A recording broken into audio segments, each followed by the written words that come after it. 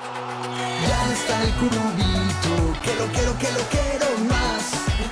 Aquí está tu sitio, no lo busques más. El curubito. ¿Qué tal? ¿Cómo les va? Bienvenidos al Curubito. El día de hoy tendremos un especial que ha tenido este equipo para todos ustedes preparado durante la última semana. Precisamente recién regresamos de la nación hermana del Salvador. Allí pudimos compartir con el hoy campeón del mundo y mejor técnico de la temporada 2022, Lionel Scaloni. Pero Karen Jordán, ¿cómo fue esta experiencia? ¿Cómo fue esta travesía para poder hablar con el hombre que se ganó el premio The Best y que tuvo el privilegio de dirigir a algunos de los mejores jugadores del mundo, incluido por supuesto Lionel Messi? Bueno, una travesía, como bien tú lo apuntas, que se llegó a denominar Operación Scaloni. El epicentro, sin duda alguna, fue El Salvador para la conexión y ser puente para toda América y llevarle hacia sus pantallas esta entrevista especial, exclusiva para El Curvito TV, en donde pues compartimos también desde la parte humana. Ya conocemos las glorias que ha tenido Lionel Scaloni a lo largo de su trayectoria, pero ¿qué hay más allá de el que fue un pequeño joven soñador a través de una pelota y que hoy día pues alzó la tercera Copa del Mundo para la selección de Argentina? Hay mucho que contar, pero eso lo hará la propia voz de Lionel Scaloni. Habló de absolutamente todo. Aquí escuchamos y vemos al campeón del mundo, Lionel Scaloni. ¿Qué tal, amigos del Curubito? Gracias por estar con nosotros una vez más. Estamos en El Salvador. Como lo prometido es deuda, el hombre quizá más buscado por la prensa internacional, o uno de los hombres más buscados por la prensa internacional. Normalmente no le gustan mucho las cámaras, él hablaba en el campo y ahora en su nuevo rol como director técnico prefiere hablar desde la línea, con sus compañeros, con sus jugadores, con sus dirigidos. Les hablo de Lionel Scaloni, el galardonado a premios The Best y técnico campeón del mundo. Lionel, muchas gracias por recibir al Curubito. Bueno, muchas gracias a ustedes por la invitación. Lionel, primero que todo, ¿quién es Lionel? ¿Qué es el hombre diferente a Scaloni?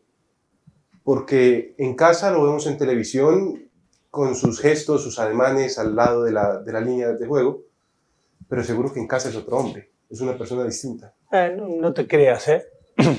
Intento ser siempre el mismo, más allá de que, bueno, en casa siempre tenés otros roles, el rol de padre, el rol de esposo, pero la esencia de la persona creo que es la misma. He aprendido con el correr del tiempo a saberme manejar, a estar más tranquilo. Antes era un poco más, cuando jugaba sobre todo, era mucho más...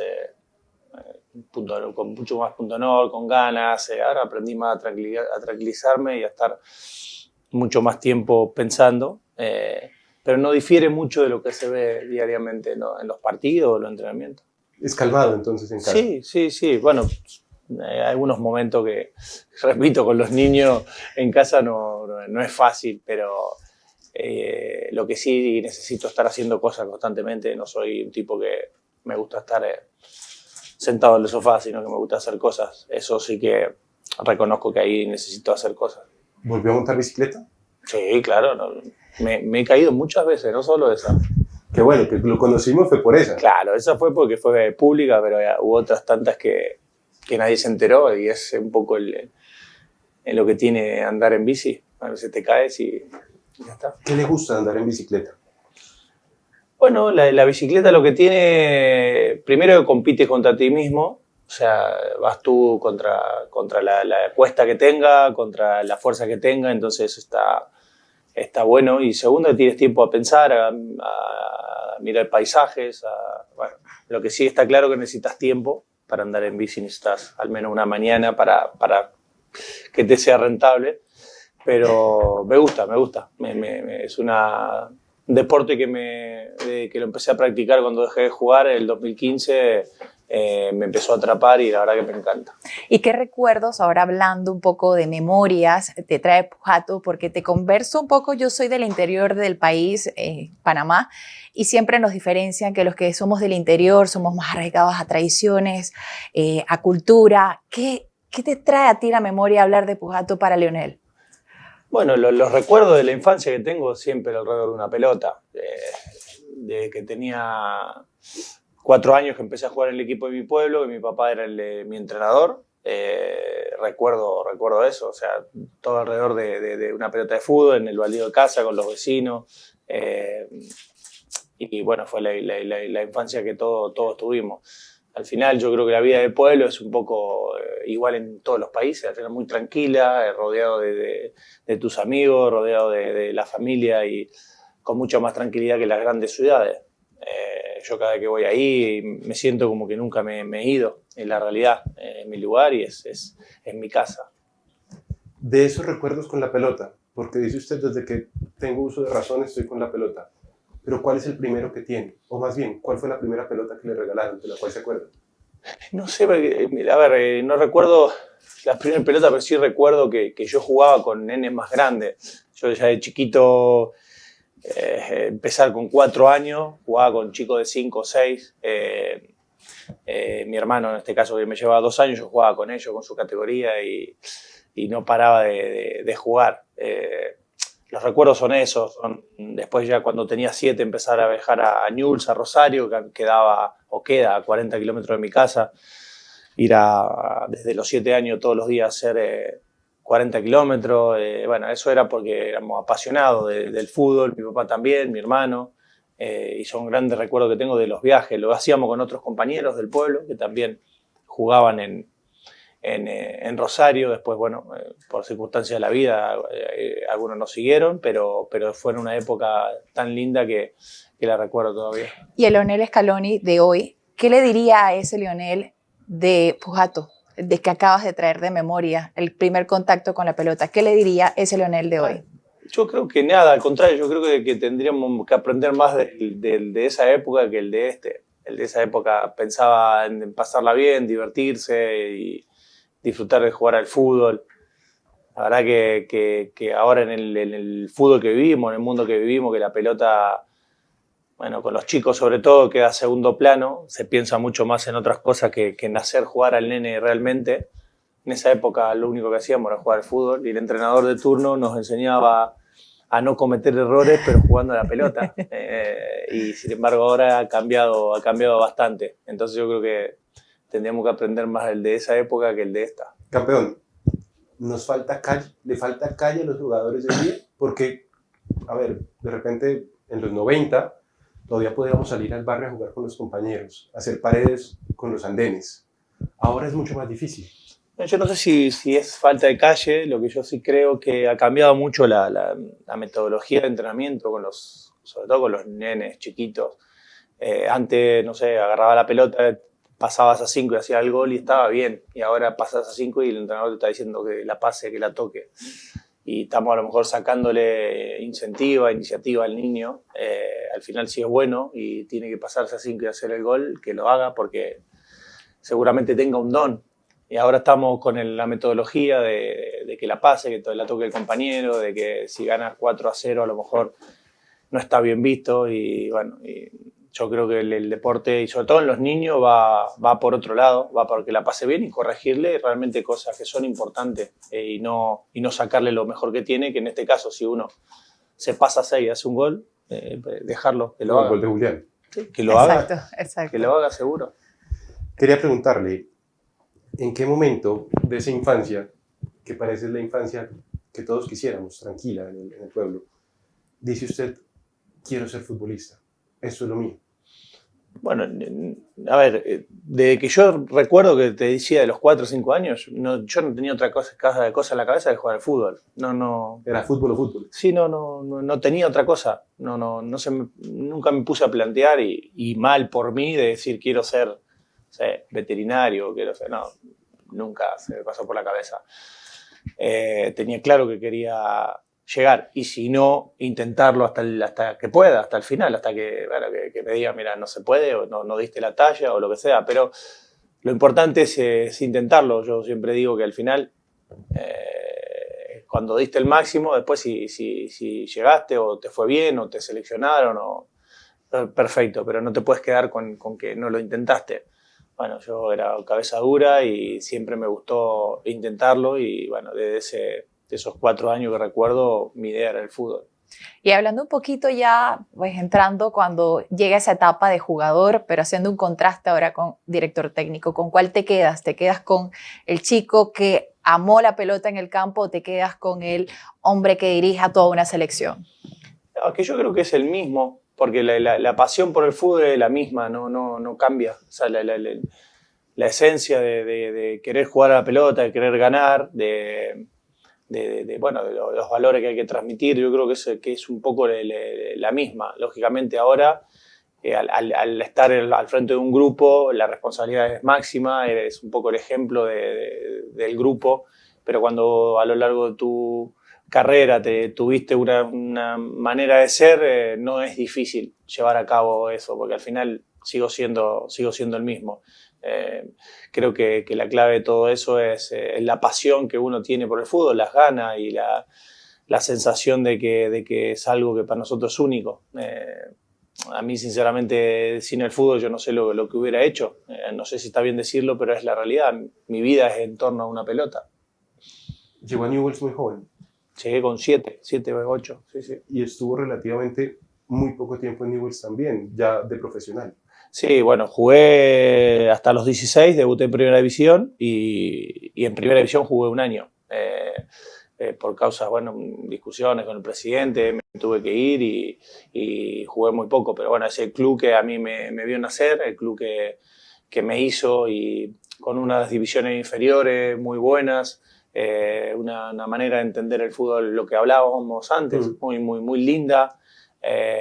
Y la verdad que la pasamos muy bien, en esa época de Newell's la pasamos muy bien y es el club, bueno, repito que lo llevo en el corazón porque el que me dio la posibilidad de jugar en Primera División. ¿Quiénes eran los referentes futbolísticos en ese momento? Bueno, el Tata Martino, había un montón de jugadores en esa época, ya estaba el Newell's de Bielsa, con Gamboa, Pochettino, Berizzo, bueno, Almirón, Yaya Rossi, De Sotti, bueno, me voy a olvidar, Scoponi arquero.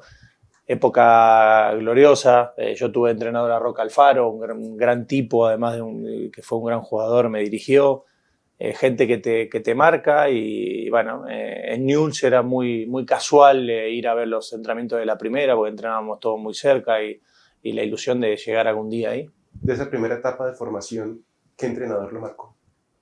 Bueno, tengo muchos recuerdos de Roca Alfaro, que fue un tipo muy cercano, que realmente nos dejaba hacer y nos corregía las cosas que eran realmente importantes. Tuve a Claudio Vivas, que bueno, hizo su carrera como entrenador, fue ayudante de Bielsa también, gente muy capaz y que quería mucho la institución.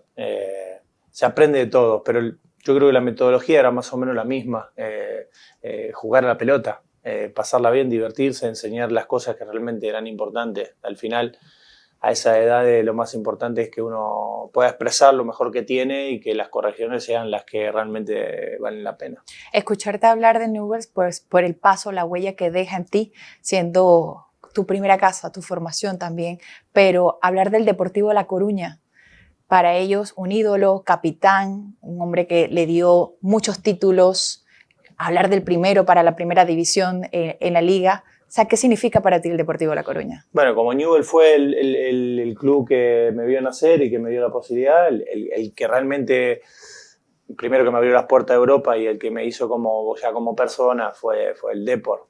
Ahí yo llegué muy joven, llegué con 19 años y me fui casi con 30.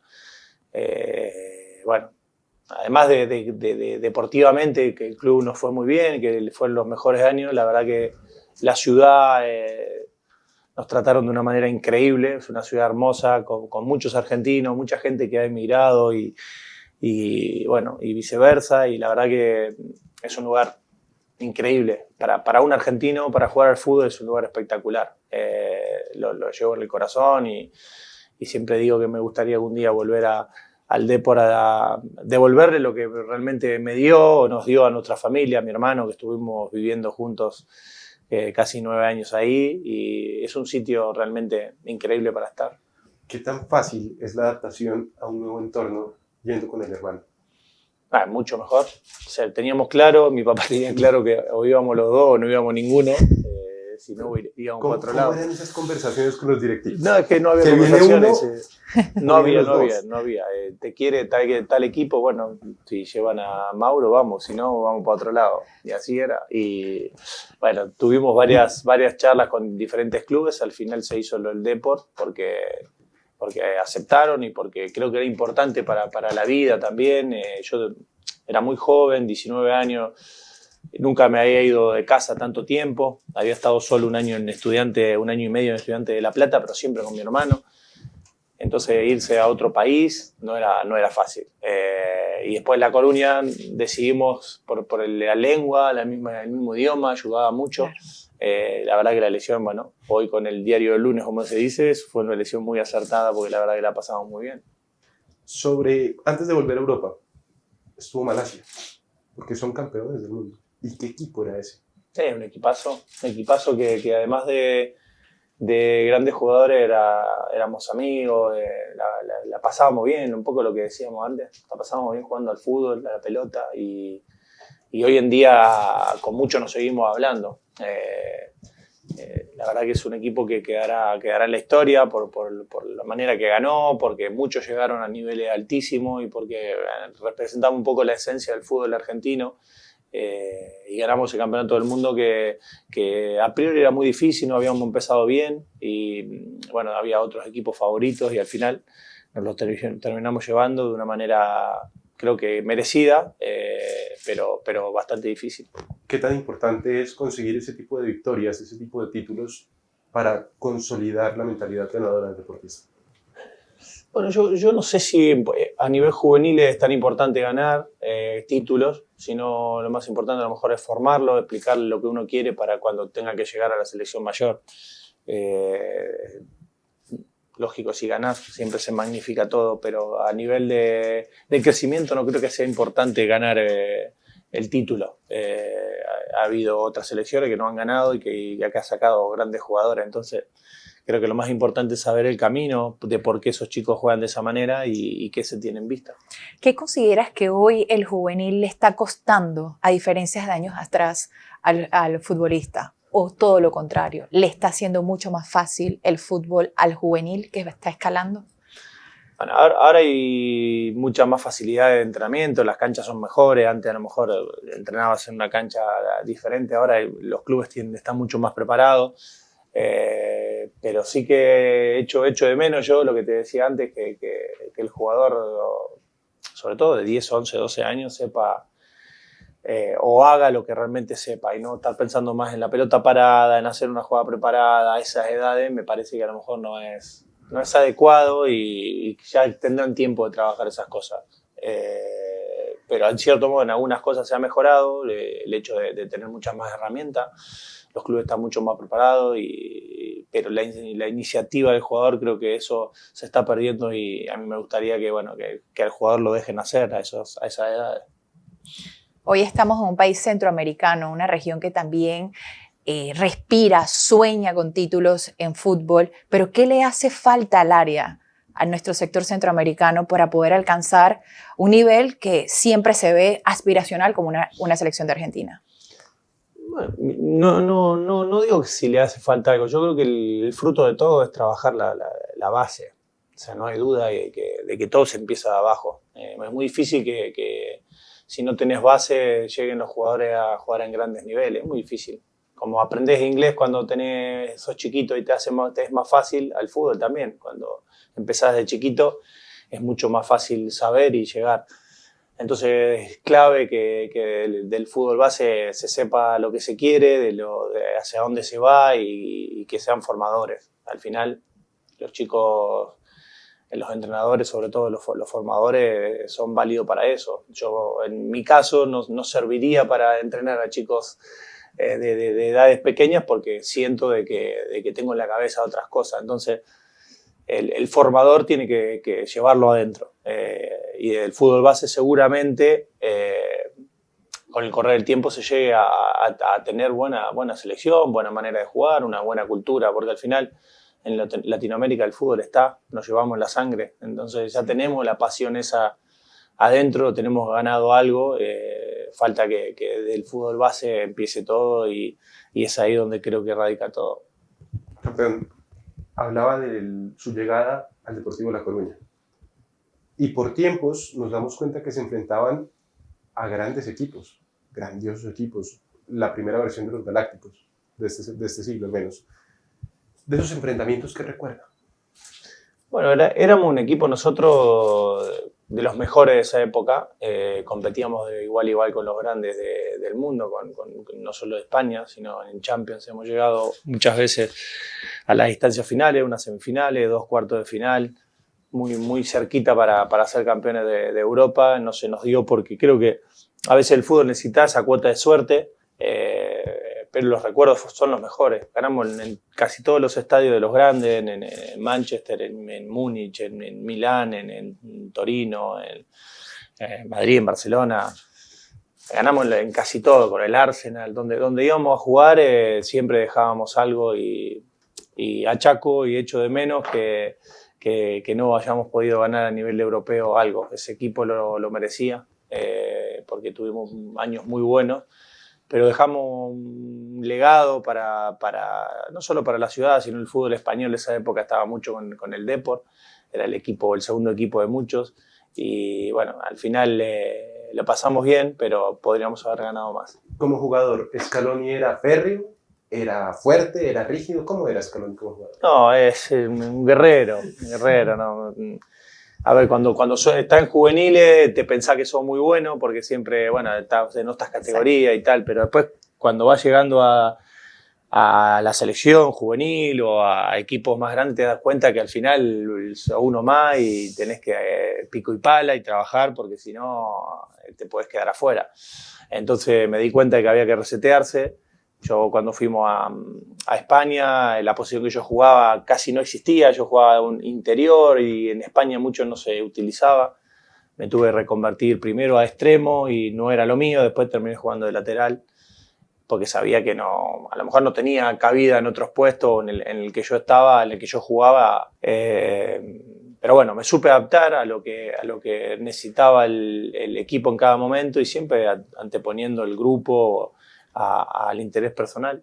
De la lista de grandes jugadores, ¿quién fue el mejor socio para Lionel? Bueno, en realidad yo era más no buscaba socios, sino buscaba más de correr y defender la línea.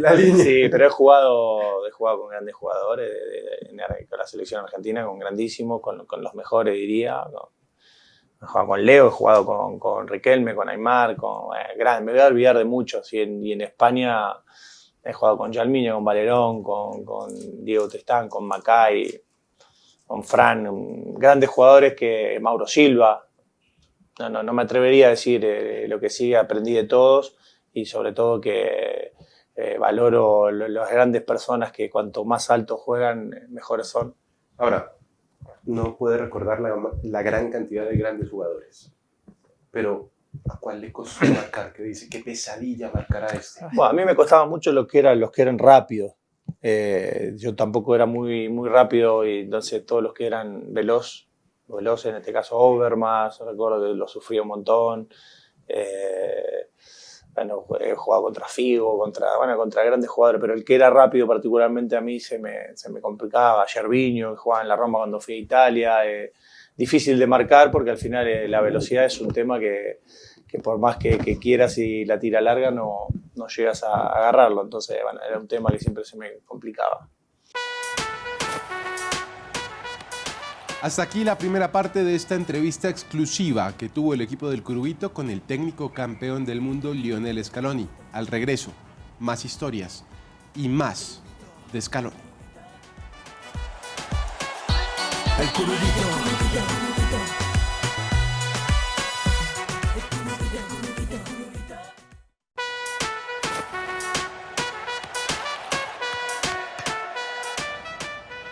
Regresamos para la segunda parte de la entrevista con Lionel Scaloni. Karen, un espacio largo que nos brindó el entrenador nacional de Argentina para hablar de todo, desde el ámbito personal, aquella infancia que tuvo, cómo fue de club en club con su hermano, de la mano literalmente, hasta Rusia 2018, lo que sucedió, parte de lo que fue tratar con el equipo y finalmente la consecución de la Copa del Mundo. Y no podemos olvidar aquel momento también y grandes títulos con el Deportivo La Coruña, un club en la Liga Española, pues que lo ve como ídolo, aquel ex capitán, y que sigue siendo esa figura de muchos recuerdos importantes. Pero ¿qué sucede ahora con Lionel Scaloni tras alcanzar el título con la selección de Argentina en la pasada edición de Qatar 2022?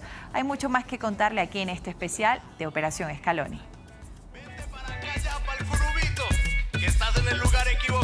Profe, el Mundial de 2006, ¿estaba para más ese equipo?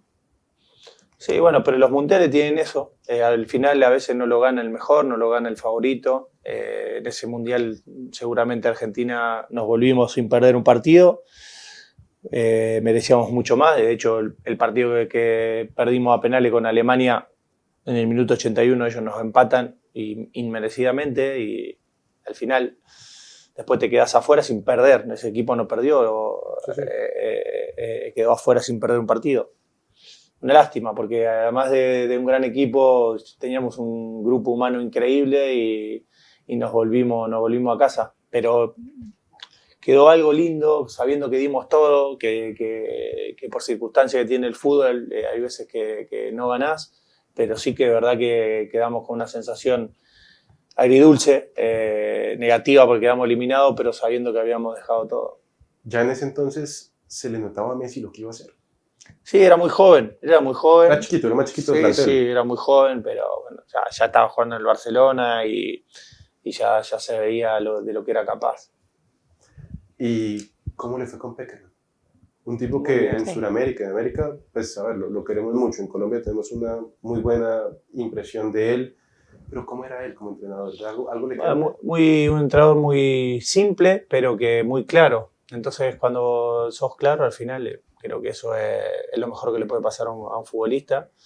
Y sobre todo, bueno, dejó un legado, todo su cuerpo técnico en las juveniles, su manera de entender el fútbol, el respeto por el contrario, por el compañero. Cosas que a nosotros nos marcó, a toda una camada de jugadores y hoy en día intentamos llevarla a cabo. Hablamos de un tipo que a nivel no solo ya juveniles, sino a nivel mayor también, ha marcado una manera de sentir el fútbol y de sentir la vida y bueno, a nosotros nos gusta llevar a cabo sus métodos.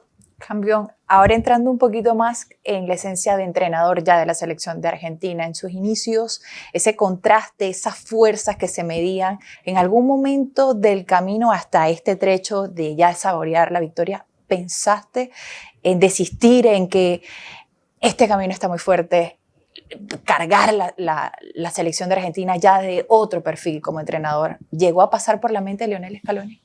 No, a ver, cuando dirigís una selección como la de Argentina, hasta, no diría, la palabra sería lógico, pero normal. Y no soy de mirar mucho y soy más de mirar nuestro camino, nuestra manera que queríamos de jugar, de entender, vestir esa camiseta y bueno, lógico, se depende mucho de los resultados, pero es importante saber hacia dónde se va. Y casualmente, hablando de ese camino, a medida que iba pasando, hoy la selección de Argentina tiene el récord de mayor partidos consecutivos, 36 partidos. ¿Cómo se saborea, cómo se ve eso ahora desde otro perfil cuando ya se tiene en estadística?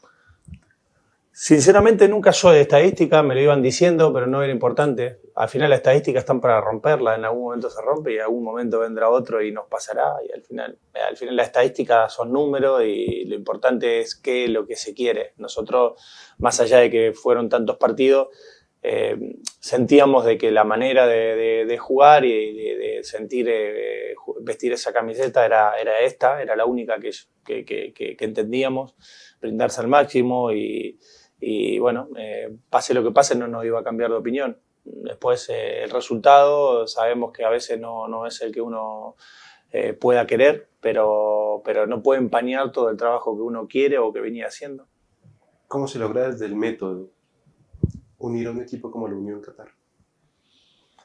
Bueno, desde un punto de vista, te diría, no sé si la palabra sería fácil, pero al final el futbolista argentino tiene ese don por vestir la camiseta y diría que... Se matan por ello. Sí, yo no sé si diría diferente a los demás, pero me atrevería a decir que en todos los grupos que yo he estado, tanto de entrenador como de jugador cuando estaba en la selección, siempre los grupos han dado ese plus y siempre los grupos eran increíbles. Y bueno, cuando ganás se magnifica, todo parece mucho más grande de lo que realmente es, pero siempre el futbolista de la selección argentina ha dado el máximo y por el compañero daba ese plus que tenías que dar.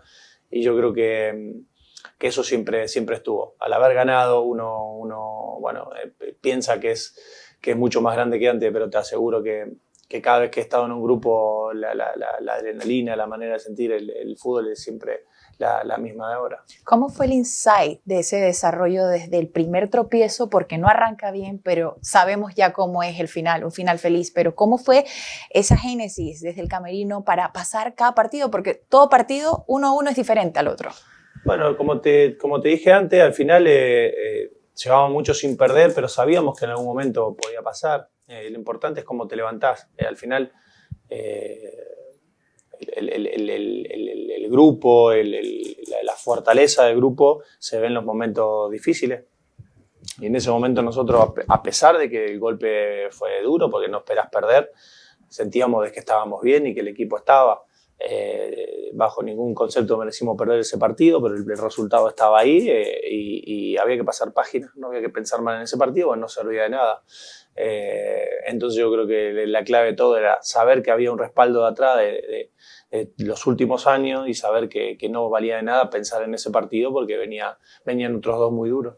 ¿La resiliencia le parece que es una palabra que podría describir lo que sucedió en ese mes en Qatar? Sí, yo diría, más que esa palabra, diría que el grupo, cuando un grupo está fuerte, saca todo adelante. Es muy difícil que si un grupo está de la manera que estábamos nosotros, no nos vaya bien. Después no podés ganar, a lo mejor no ganás, pero cuando vos ves que el que no juega es el primero en alentar a sus compañeros, el primero en salir a entrenar, que el primero que está contento, esos son detalles que aportan, que suman, y no estar pensando en el resultado cortito por ejemplo, del primer partido, que no valía de nada. Había que salir a entrenar y dar el máximo para el siguiente partido. Más allá de los partidos, como comentabas, del primero que tuvo la selección de Argentina, ¿consideras que el de Holanda fue el partido más complicado, más trabado para la selección de Argentina? No, diría que no. Diría que no porque con Holanda fuimos muy superiores.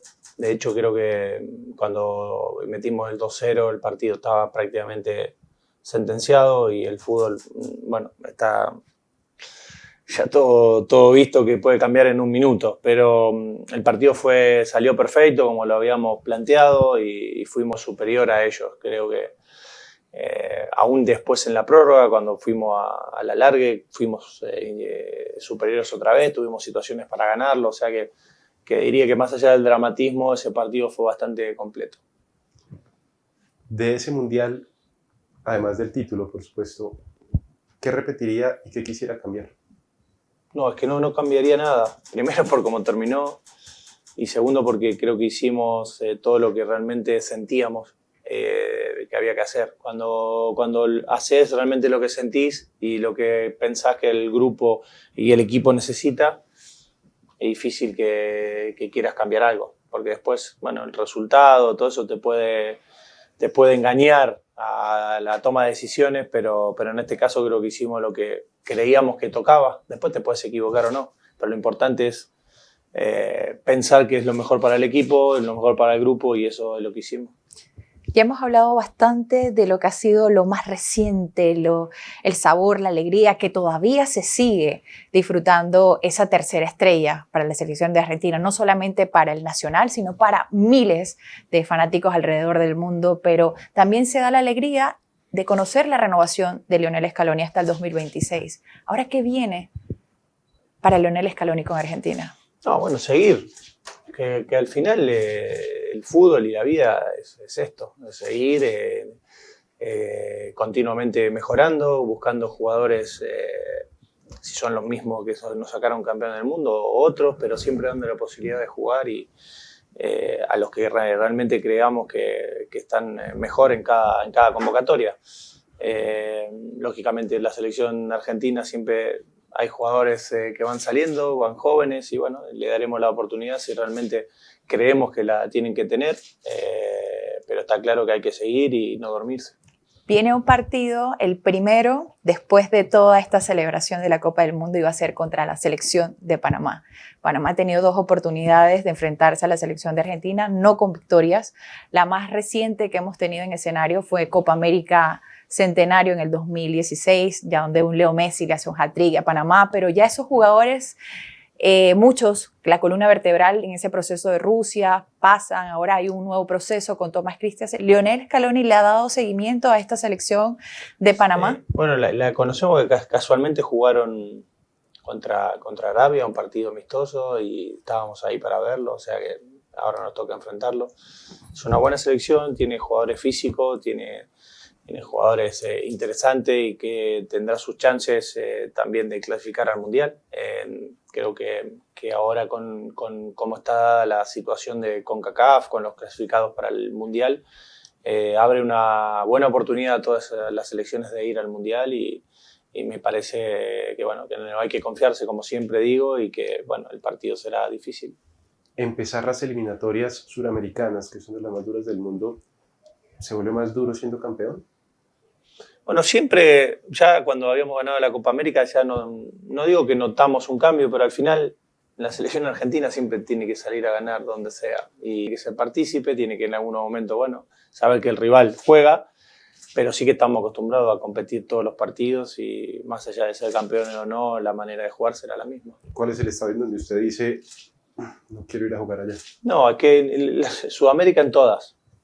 La altura de La Paz, el calor de Barranquilla, es impresionante. Jugar en Lima no es fácil. Es seco, Lima. Jugar en Quito tampoco es fácil. Nos sacaron Quito, fuimos a Guayaquil, mucho calor, mucha humedad. O sea, al final creo que son eliminatorias terriblemente difíciles y que a cualquiera le costaría jugarla. Tiene su encanto y bueno, si podría elegir una, no sabría cuál decirte. Bueno, casualmente viene este proceso de eliminatoria hacia una edición que va a ser, vamos a decir, histórica. 3 países sedes, en este caso Canadá, Estados Unidos, México, y una eliminatoria que quizás para Centroamérica tenga muchas más oportunidades que países, hablando desde nosotros, en el caso de Panamá, que pudiéramos entrar a esos cupos directos para esa siguiente cita eliminatoria. ¿Cómo ve el contraste que tenemos dentro de nuestro propio continente americano entre una eliminatoria suramericana y una eliminatoria de CONCACAF?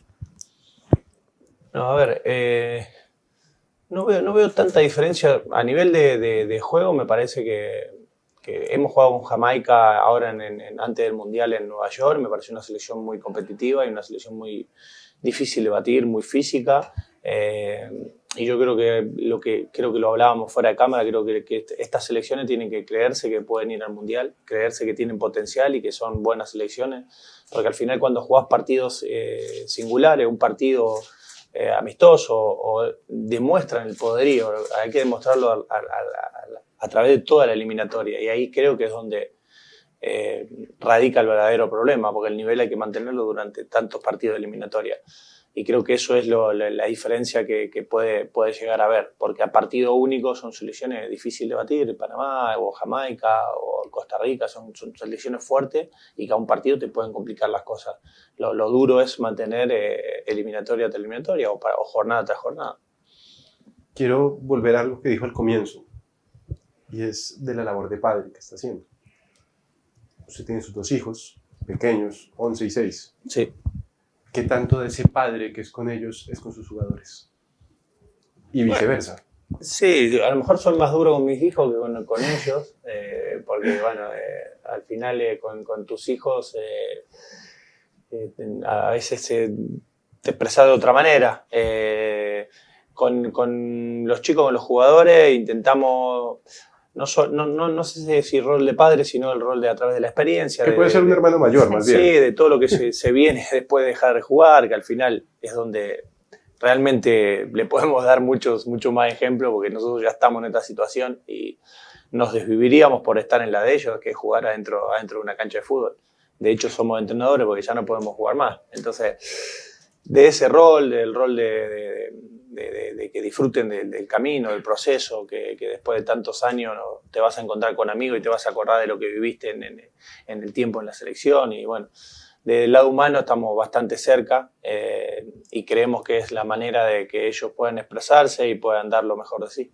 Al lado del compañero o al compañero que tiene al lado o a los lados en el banquillo técnico, los escogió, por supuesto, por sus capacidades, pero también porque había una cierta cercanía, cierta amistad con ellos. Sí, sin duda. Sin duda. Pablo Aimar ya estaba en juvenil y sabía muy bien cómo es él. Es un amigo y además con el conocimiento que tiene del fútbol, su manera de entender el fútbol y la vida. Y bueno, es un chico increíble. Con Walter nos une una relación de que teníamos 10 años prácticamente. Hicimos las inferiores juntos y vivimos muy cerca, pueblo con pueblo. Y es un chico que lo aprecio un montón y con el Ratón fue mi capitán en el 2006, un tipo que tiene la palabra siempre justa, un tipo muy escuchado, un tipo que tiene unos valores increíbles y bueno, al final, más allá de conocimiento que creo que los tenemos, porque bueno, a lo largo de los años, a lo largo de jugar tantos tiempos al fútbol, la persona es importante y estos tipos son personas excepcionales. Llegas a El Salvador recientemente con un triunfo a lo individual como el mejor director técnico de la temporada 2022 en una terna que estaba Carlo Ancelotti, Pep Guardiola. Este título para Lionel Scaloni, ¿qué valor tiene? Sinceramente, bueno, a lo mejor para otros puede ser que sea increíble. Es importante, pero lo valoro mucho más por lo lado grupal. No lo diría que por el lado mío. Me siento más que lo hemos ganado entre todos, entre el cuerpo técnico, los jugadores. Al final, sin la ayuda de ellos era difícil de ganarlo. Está bueno, me llena de orgullo haberlo podido conseguir, pero no es algo que a mí me dé dolores de cabeza. No, está ahí, estuvo lindo, pero... Se quedó en casa el premio. Sí, se quedó ahí en casa. Hay cosas más importantes, pero agradezco realmente, sobre todo porque los que lo votaron fueron jugadores de fútbol, entrenadores, y eso, bueno, está bueno. Profe, a ver, el que está en casa viéndonos, muchas veces los ve a ustedes tan lejanos, tan inalcanzables, y hoy que hemos tenido la oportunidad de compartir con usted, nos damos cuenta que es un tipo cercano, que es un hombre de casa, que si se permite la palabra puede ser un hombre humilde, un hombre muy jovial. Pero cuéntenos, ¿qué se siente ser campeón del mundo? Ver todo tan desde arriba, porque es que para nosotros, que no vivimos en el fútbol jugándolo, que seguramente lo soñamos muchas veces, que por malos, que por troncos o sencillamente porque no se nos dio, nunca llegamos. Pero ¿qué se siente ser campeón del mundo? Te soy sincero, no estás pensando todos los días que te levantás y decís, somos... Pero al día siguiente sí o no. Bueno, muy difícil. Mire, te soy sincero, yo si no hay algo que me lo diga o no abro, o me lo dice alguien, no abro internet o lo que sea, no me pongo a pensar. ¿Por qué? Porque creo que al final la vida sigue y ¿qué haces? Te quedas sentado en el sofá, soy campeón del mundo, se terminó la historia acá y ahora vivir. No. Está bueno, ¿qué cosa está bueno? Cuando la gente te reconoce, te saluda, en Argentina, en El Salvador, en México, en donde sea, en España. Eso está bueno, te llena de gratitud, pero no puedes estar todos los días pensando soy campeón del mundo, porque al final... Sí, pero no porque ganes vale todo. O sea, al final la vida sigue, hay que continuar, hay que seguir intentando mejorar, al menos probarlo, porque bueno, por ahí se puede, por ahí no, pero no me pongo a pensar todos los días eso. ¿Qué vamos a ver de Argentina el 23 de marzo en el Monumental? Pues, te soy sincero, adentro de la cancha intentamos que lo mismo fuera, no sé qué va a haber preparado, pero imagino que lo que se hará después del partido, porque hay que preparar un partido para jugar. Y dentro de la cancha pondremos lo mejor que creamos para ese partido. La gente tendrá ganas de ver a sus jugadores, de festejar, que justo me parece que es el momento para poder brindarle a la gente que esté cerca de los jugadores que han sacado campeón del mundo, pero al final hay que jugar el partido. Una última, profe. En la vida hay que tener metas y sueños. ¿Cuáles son las metas y los sueños de Lionel Scaloni?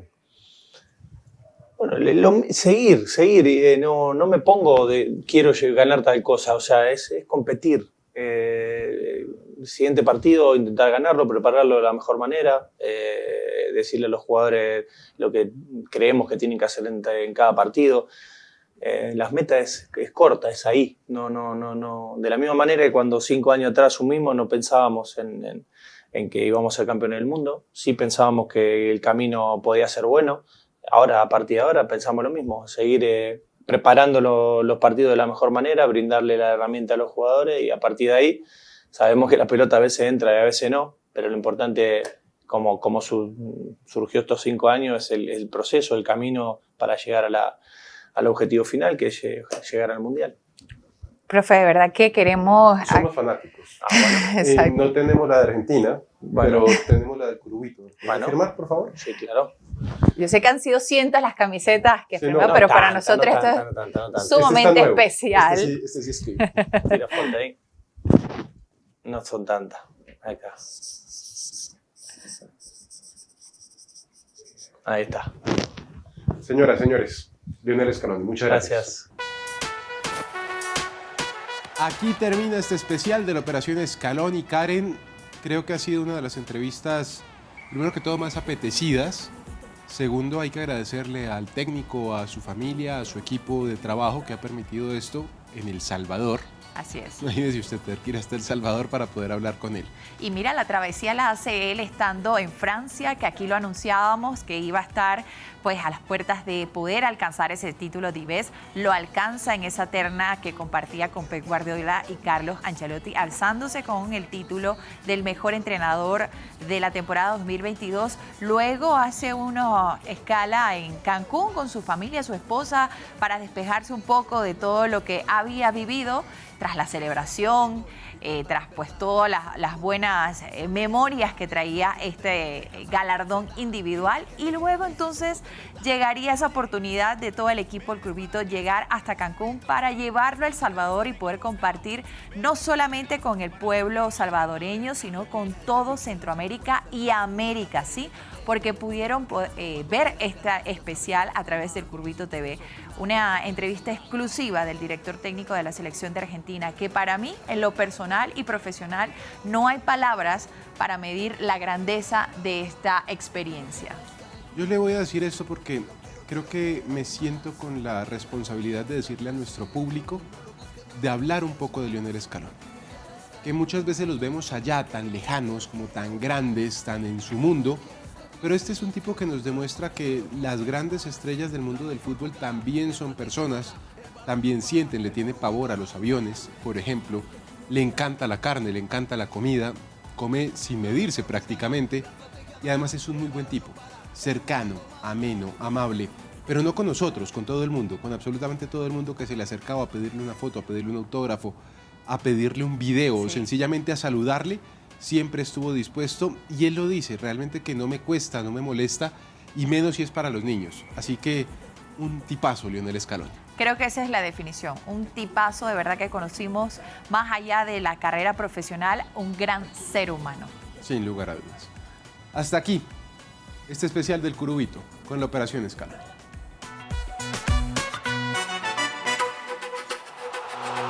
Ya está el Curubito, que lo quiero más. El Curubito, aquí está tu sitio, no lo busques más. Ya está el Curubito, que lo quiero